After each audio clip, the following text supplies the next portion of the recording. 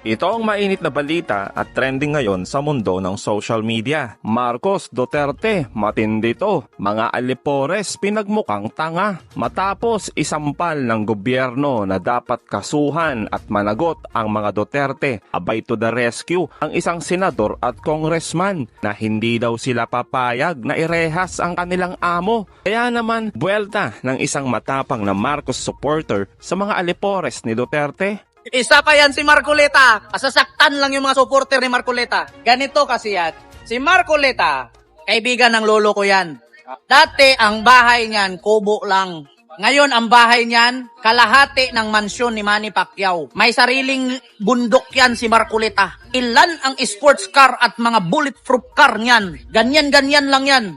Akala ko nga dati, yan ang team song ni Marcoleta eh. Yung si Mark, tahimik lang.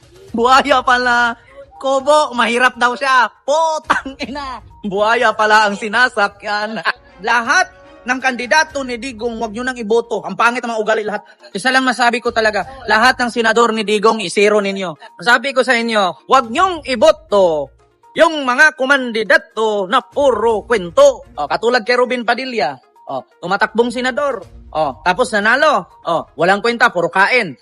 Ngayon, sunod, 2028 election, tatakbong presidente. Pag nanalo yan, tapos girahin tayo ng China, anong gagawin niya sa bala ng China? Mag-action star siya doon? Tatambling-tambling siya? Anong gagawin niya? Sasalubungin niya yung bala. Tapos, sasabihin niya, kapag merong ganito, mga tol, wala kang talo. Gaganon lang. Sabi ni Vicente Leche, ikaw, ask ko sa'yo, anong ambag mo sa Pilipinas? Yun yung magbayad ng tax na nakawi ni Sara. O isa ka rin pala sa nagbayad, Pero bakit nag-support ka kay Sara? Yan ang isipin ninyo. Kaya ngayon tatanungin niyo ako, bakit galit na galit ka kay Sara Duterte? Aba, sinong matutuwa? Pag bumili ka ng bigas, may tax. Pag bumili ka Magic Sarap, may tax. Tapos na nakawin ni Sara, ipanood lang concert. Ngayon, tanong ko sa inyong lahat dyan, mga Pilipino, natutuwa kayo? Dagdag naman ni attorney, kakakilabot itong si Marcoleta na ginagamit pa talaga ang Diyos sa kanyang propaganda. Pero sumasama naman siya sa grupo ng mga demonyo. Ang sabi ni Kibuloy sa kanil Marcoleta, para daw sa Diyos at sa Pilipinas nating mahal. So, ginamit pa ang Diyos. Pero ang sinasamahan nila, mga mamamatay tao. Duterte, Bato. At ang sinasamahan nila, magnanakaw, kurap, mandarambong. At sasabihin mo, para sa Pilipinas nating mahal, ang korupsyon na kinai-involve ni Sara Duterte, sobra-sobra. Tapos pinagtatanggol nyo si Sara. Kung para sa Diyos ka, dapat ipinaglalaban mo ang buhay ng tao. Ano bang ginawa ni Duterte sa kanibato? Pinagmamalaki nila ang mga patayan. Kung para ka naman sa Pilipinas nating mahal, lalabanan mo ang korupsyon, ang katiwalian. Ay obvious ang katiwalian ni Sara Duterte. Grabe, garapalan. Tapos sasabihin nyo, para kayo sa Pilipinas nating mahal, ginagamit pa nila yung ginagamit pa nila ang pangalan ng Diyos. Ginagamit pa nila ang Pilipinas daw nating mahal. Pero anong kinakampihan nila? Si Duterte at si Bato. Marcoleta at Kibuloy, wag nyo nga pinagluluko ang bayan. Gagamitin nyo pa ang pangalan ng Diyos? Gagamitin nyo pa ang Pilipinas nating mahal? Ay, wag na. Hindi nyo na maluloko ang taong bayan. Hindi nyo na maluloko ang mamamayang Pilipino. Hindi kayo mananalo. Gumatong naman ng isang maka-Duterte na ambisyon ay maging presidente ang kanyang among Inday. Mahal namin yung armed forces, saka yung PNP. Binaboy nyo eh. We will take command of the armed forces and the PNP. Sinasabi ko na. Kaya kayo mga AFP at PNP, you better pick a side. Taong bayan o yung bangag o yung mga plunderer o yung komunista. Kung diyan kayo, you depend. Real talk, we will not last 31 days. Papawisan na, maiihin na sa salawal ang mga kalaban. We will be able to kill so many. Wala ko nakitang masama kay Inday. Siya nga yung binibire itong mga vlogger. Kaya bitay sa akin yung mga yan. Mga walang niya kayong kwentang Pilipino, wala kayong kwenta. Freedom of expression para siraan yung isang tao and then tumanggap kayo ng bayad. Hindi tama yun. Kaya mga kagaya nyo, hindi dapat tumagal. Ang unang nilabas ni Senador Antonio Trillanes yung patungkol sa 13 billion na ari-arian o yaman ng mga Duterte na nakapangalan sa mga anak niya sa iba't ibang lugar sa Mindanao at meron din dito sa Maynila. May Parañaque, may San Juan, may Laguna, may Cavite, basta mga ganun-ganon sa Luzon at sa Mindanao. Walang Visayas, Luzon, Mindanao lang, meron siya mga ari-arian. So ngayon, ang nangyari, hindi ito pinaliwalaan ng mga DDS, no? At kahit nga ako, hindi ako naniniwala noon eh. Hindi naniniwala ang mga supporter ni Digong at that time. Kwentong pagong, kwentong barbero, sundalong kanin daw si Senador Antonio Trillanes. So ngayon, isa sa binulgar ni Senador Antonio Trillanes ang mga ari-arian. Kasi alam ko, may mga DDS dyan nagigising na. Nahihiya lang mag-comment kasi ilang araw nating binakbakan, bira sila ng bira sa akin. Hindi nila alam kung ano ang nasa likod or ano ang kaluluwa ni Duterte na ina-idolize nila. Nag-idolize sila ng isang politisyan na kurakot, magnanakaw, Lord of Drug Lord. Di ba? Pero hindi nila alam kung ano ang katotohanan. Good PM, idol voice over naman, boses ni Kibuloy. Kapag hindi kayo dumaan sa akin, makukulong kayo sa Senado. Nakulong nga. Kaya sabi ni Senador Antonio Trillanes, pinagtawanan lang siya ng mga sakop ni Dutae. Ngayon, nagulat sila na lahat ng sinabi ni Senador Antonio Trillanes nagkatotoo po. Ilan ang property ni Duterte? 40 properties worth 13 billion. Saan galing ni Digong ang 13 billion? Wala naman silang negosyo. Napakarami po.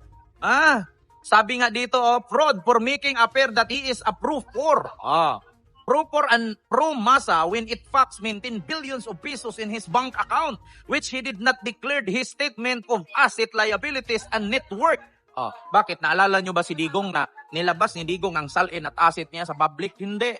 Pinilit nga siya sa Quadcom na ilabas. Alam nyo ang sabi ni Digong, alam nyo ba na bawal yung ganyan? Pwede ko kayong kasuhan sa ganyan. Even peso, hindi ako maglabas. Galit na galit si Digong. Bakit daw pinapakialaman yung pera niya? Kaya ngayon mga DDS na nanonood sa akin, paano nangyari na nagkaroon si Digong ng bilyon-bilyong pera nang wala naman siyang negosyo? Maliban sa Shabu. Mga DDS na nandyan, paki-comment anong negosyo ni Digong kung bakit umabot ng bilyon-bilyon ang pera niya at napakaraming ari-arian nang wala naman siyang negosyo. O sabihin natin, naging mayor siya ng ilang taon. Naging piskal siya ng ilang taon. Naging presidente siya ng ilang taon. Pero bakit ganun? Ang laging pinipresent ni Digong, anong akala nyo sa akin? Inutil na hindi magkapera ng kahit 5 billion sa loob ng aking pagtrabaho sa politika. Una kong asawa may negosyo mayaman. Pangalawa kong asawa may negosyo mayaman. Asawa mo lang yun, pero hindi ikaw. Alam mo, hindi naman matatawag na ill-gotten wealth yan Kung ipipresent lang ni Digong, kung bakit nagkaroon siya ng ganyan karaming ari-arian. Allegedly, siyempre tatanggi nila yan. Noon yun tinatanggi nila, kaya allegedly. Paano yan ngayon? Nakakasuhan na nga Tignan mo na humihingi na ng presidential immunity na hindi naman na siya presidente. Nagsasakit-sakita na. Allegedly ka pa kasi noon yun. Paano ngayon? 2016 pa. Ngayon 2024 na. Kaya nga makukulong na Apakabubo naman ng mga DDS. Bakit ganun? Ang hirap ninyo paintindihin. Kung walang tinatago yung Digong naptatay fentanyl ninyo, bakit ayaw ilabas ang bank account?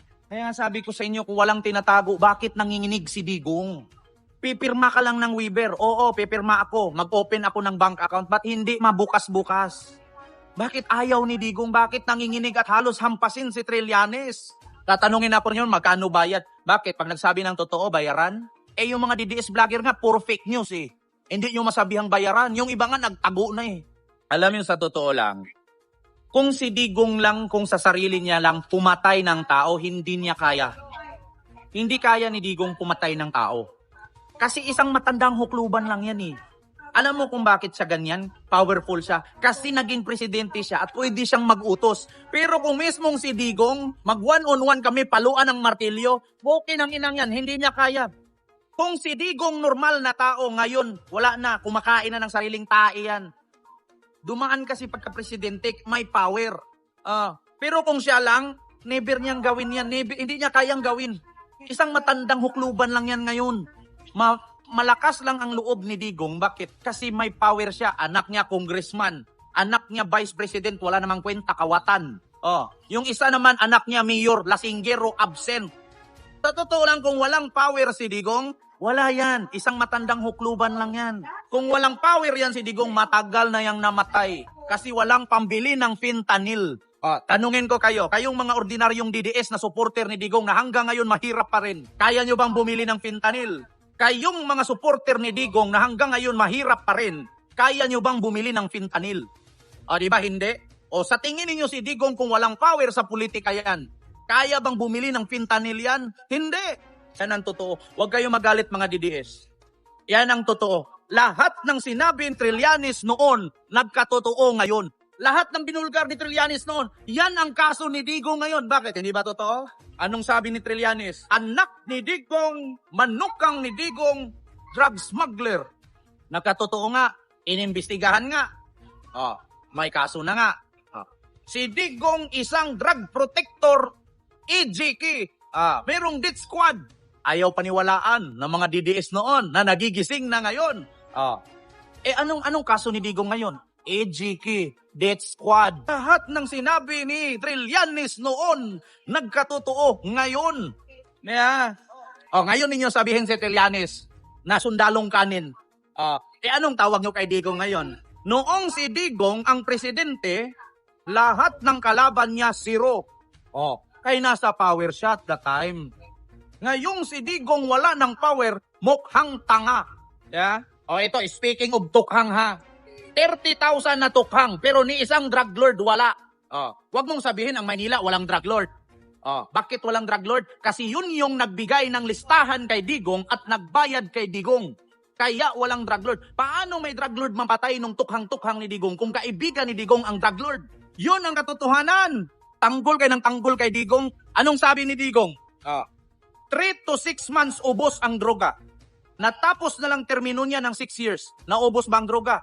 Hindi. Bakit? May listahan si Digong sa drug lords. Merong senador, gobernur, congressman, retired general, barangay chairman, at kagawad. Nasa listahan. Hawak ni Digong. Mabigat ang listahan sa drug lords ng droga. Ang problema, bakit hindi pinatay ni Digong? Hawak na niya listahan eh. Bakit hindi niya pinagbabaril? Kasi nga po, kaibigan niya. Kasi kaibigan ni Digong ang mga drug lords. Number 1 drug lord si Digong. Number 2 exporter si Michael Yang. Number 3 na tagatanggap si Pulong at si Carpio na asawa ni Vice President Sara na wala namang kwenta. Yun ang totoo. Huwag kayong magalit sa akin ha.